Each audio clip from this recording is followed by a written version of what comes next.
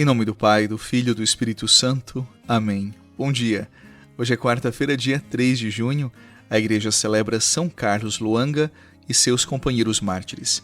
O Evangelho de Marcos, no capítulo 12. Naquele tempo, vieram ter com Jesus alguns saduceus, os quais afirmam que não existe ressurreição e lhe propuseram este caso. Mestre, Moisés deu-nos esta prescrição. Se morrer o irmão de alguém e deixar a esposa sem filhos, o irmão desse homem deve casar-se com a viúva, a fim de garantir a descendência de seu irmão. Ora, havia 7 irmãos. O mais velho casou-se e morreu sem deixar descendência. O segundo casou-se com a viúva e morreu sem deixar descendência.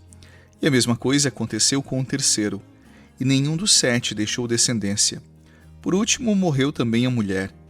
Na ressurreição, quando eles ressuscitarem, de quem ela será? Porque os 7 se casaram com ela. Jesus respondeu: Acaso vós não estáis enganados por não conhecerdes as Escrituras nem o poder de Deus? Com efeito, quando os mortos ressuscitarem, os homens e as mulheres não se casarão, pois serão como os anjos do céu. Quanto ao fato da ressurreição dos mortos, não lestes no livro de Moisés, na passagem da sarça ardente, como Deus lhe falou: Eu sou o Deus de Abraão, o Deus de Isaque e o Deus de Jacó? Ora, ele não é o Deus de mortos, mas de vivos. Vós estáis muito enganados. Palavra da salvação. Glória a vós, Senhor.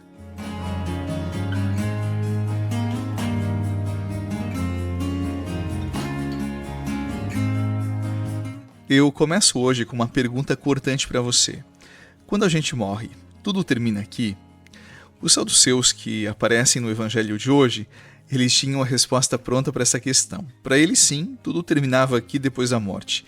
E, por incrível que pareça, esse era um dos grupos mais poderosos do judaísmo. Era gente da elite do templo, que cuidava das coisas sagradas e sempre acostumada a ter razão para tudo. É sobre essa convicção desse grupo que eles armam uma cilada para Jesus usando uma lei própria do povo, a lei do levirato. Funcionava assim. Quando o homem morria sem ter filhos, o seu irmão era obrigado a casar com a viúva, e o primeiro filho desse casamento recebia o nome do morto, do falecido, e não do irmão, não daquele que tinha gerado vida. Era o jeito que eles encontraram de não deixar o falecido sumir de vez, de manter o seu nome vivo na descendência. Para eles, a única sobrevivência possível era essa. Por isso, eles inventam no Evangelho de hoje o caso extremo de uma mulher que casou com 7 irmãos, todos eles mortos sem deixar filhos. Depois da morte, ela seria esposa de quem na ressurreição?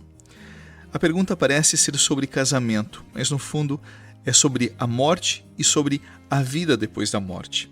O que eles querem mesmo é provar que depois do túmulo não tem mais nada. E como Jesus responde a essa questão? Ele vence os saduceus com a arma deles mesmos. Os saduceus acreditavam na palavra de Deus e nos livros de Moisés, nos 5 primeiros livros. E é de lá, desse livro, que eles acreditavam, que Jesus tira a prova. Jesus lembra daquela cena em que todos eles conheciam e nós também. Moisés, ele estava diante de um arbusto que ardia, pegava fogo e ao mesmo tempo não se queimava. Ali Deus se apresentava dizendo: Eu sou o Deus de Abraão, o Deus de Isaque e o Deus de Jacó. Quando ele diz isso, esses 3 homens já tinham morrido já fazia muito tempo. E mesmo assim, Deus não fala deles como quem fala de gente que acabou, que ficou no passado. Ele fala no presente. Ele continua sendo o Deus deles. Por quê? Por que acontece isso? Por que Deus fala dessa forma? Porque o amor de Deus por aquela gente não terminou no dia em que eles morreram. Diante de Deus, quem Ele ama não fica perdido nem esquecido. Ele guarda essa pessoa e promete devolver a ela a verdadeira vida. É por isso que Jesus conclui: o Deus que adoramos é o Deus dos vivos, não o Deus dos mortos. Agora pense no peso de tudo isso. Se a morte é o fim de tudo, então cada dia que nós vivemos é um passo a mais rumo ao precipício do nada, onde não sobra memória, não sobra amor, não sobra afeto. A vida inteira seria uma caminhada para uma tragédia, a escuridão absoluta. O silêncio absoluto que é a morte. Mas pense no amor que você carrega, pense nas pessoas pelas quais você se sacrifica todos os dias. Se a morte pudesse apagar tudo isso, a vida seria um absurdo. E Deus não seria Deus porque Ele teria nos criado para o aniquilamento, para sumirmos. O nada, a morte absoluta, é um disparate diante do amor de Deus. Porque quem ama diz ao outro o contrário da morte. Você não vai morrer jamais, você vai viver sempre porque eu te amo. Porque o amor, ele torna o outro eterno. E se nós, com o nosso amor tão pequeno, já queremos eternizar quem nós amamos, como é que Deus, que nos ama primeiro, iria nos entregar ao esquecimento? E quando nós entendemos que Deus chama você para viver com Ele, a forma de você atravessar o tempo se transforma, ela muda. O tempo ele deixa de ser ameaça e ele passa a ser só uma passagem. Você não precisa assegurar tudo, você nem precisa ganhar o mundo aqui, porque o fim da sua caminhada não é o precipício, são os braços de alguém que ama você. E essa promessa ela se cumpre justamente onde tudo parece terminar, quando o corpo se encerrar, quando as forças acabarem e você não puder fazer mais nada sozinho. Vai ser ali que esses braços vão receber você. Por isso, não tenha medo de envelhecer, não tenha medo de perder, não tenha medo de morrer.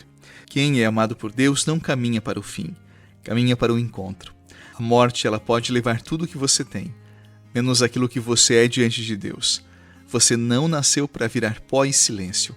Você nasceu para durar, porque é amado por aquele que não sabe perder os seus. E por nos amar, nos tornará eternos como Ele é eterno.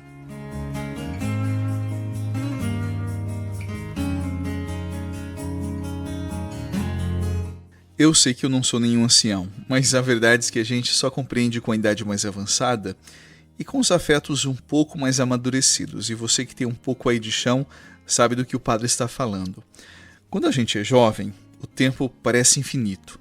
Por isso a gente gasta como quem nunca vai prestar contas, adiando, desperdiçando, correndo atrás do que pouco importa. Mas os anos vão passando e aos poucos a pressa ela troca de lado. Já não se deseja ter mais.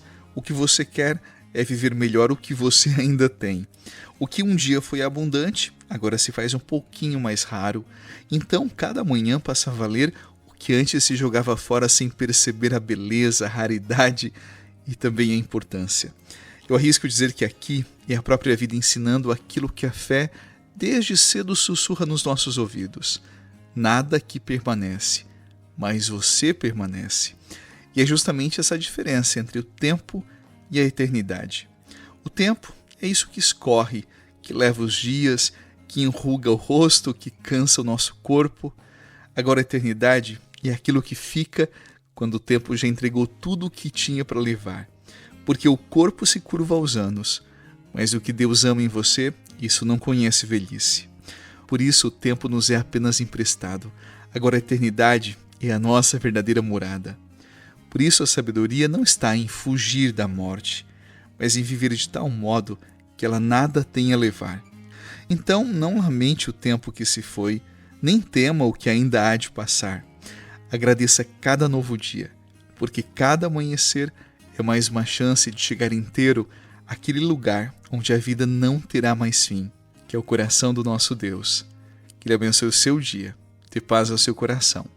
Em nome do Pai, do Filho e do Espírito Santo. Amém. Bom dia para você e até a noite, se Deus quiser.